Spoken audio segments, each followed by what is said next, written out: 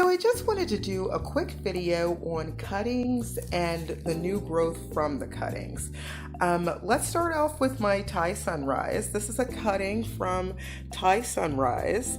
The leaf was this large, but as you can see, the very first leaf that came from this cutting, once this cutting rooted itself, this is the new growth from that leaf. Look at how tiny that new growth is.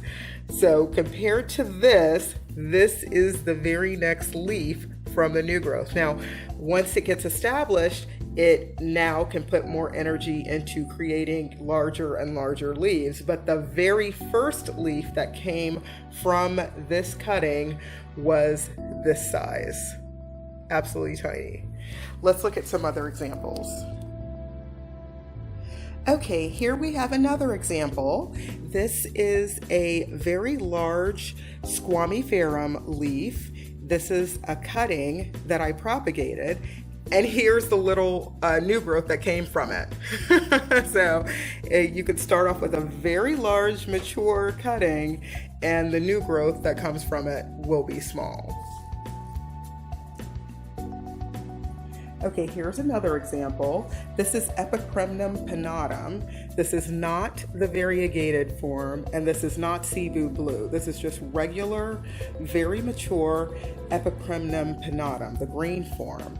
And I started off with a very large, very mature mid-vine cutting. As you can see how giant that vine was. This is a cutting from that vine, and this is a new growth that has come from it. I wanted to point this one out for two reasons. One, to show, that the new growth from it will be small. However, just repotting this was the first leaf that popped out, and the roots were coming out of the bottom of the pot. So I up-potted it and just repotting it. See how much smaller this leaf is? This was the next leaf after the repotting. It's that much smaller than the first leaf. And then it went ahead and got a little bit bigger, and I up-potted it because the roots were coming out again. It's a pretty aggressive rooter, and look how tiny this leaf is in comparison to that leaf. So even sometimes just repotting a plant will cause the plant to produce smaller leaves directly following the repot. Okay, speaking of Epipremnum Pinnatum, I actually have giant Epipremnum Pinnatum Cebu blue growing wild out there. So I took a cutting from giant Cebu blue. This isn't the largest leaf, this one is. It's about 18 inches, as you can see. It's a very large, mature, fenestrated leaf.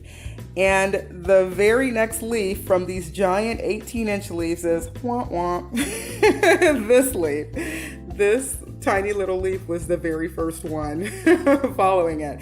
So not only did it decrease dramatically in size, but it almost became juvenile, with the exception I can see right there. There's a tiny fenestration there and a tiny fenestration there. But with the exception of those, it's almost a juvenile leaf. It went from being a fenestrated mature leaf to a juvenile leaf. But as you can see, it quickly regained its size to its former fenestrated self. As you can see, this is the newest leaf. It looks like it took a long time for it to go from this little tiny leaf to this one, but actually, giant Cebu blue, I don't know how it does it, but it just grows faster. It's an absolute weed. No plants grow this fast. It literally gives you a new leaf every single week. So it did not take long for this to become this. But anyways, just wanted to show this as an example again of how you can start from a very large cutting and get a tiny new growth, but it will eventually get to be a very large mature plant again. Okay, so one final example that I want to show you was my Adansonii laniata. This is a little bit different than a regular round form or narrow form Adansonii because it gets so large. It gets much, much, much larger than this. But these leaves are about, I don't know, about, I would say, 20 inches, maybe a little bit larger than that, not quite 2 feet, but pretty large. But anyway, what I wanted to show you is, unlike the other cuttings that I just showed you that were, I would say, mid-vine cuttings, this is actually a top cutting. This is from the top of the vine where the growth should continue at around the same size.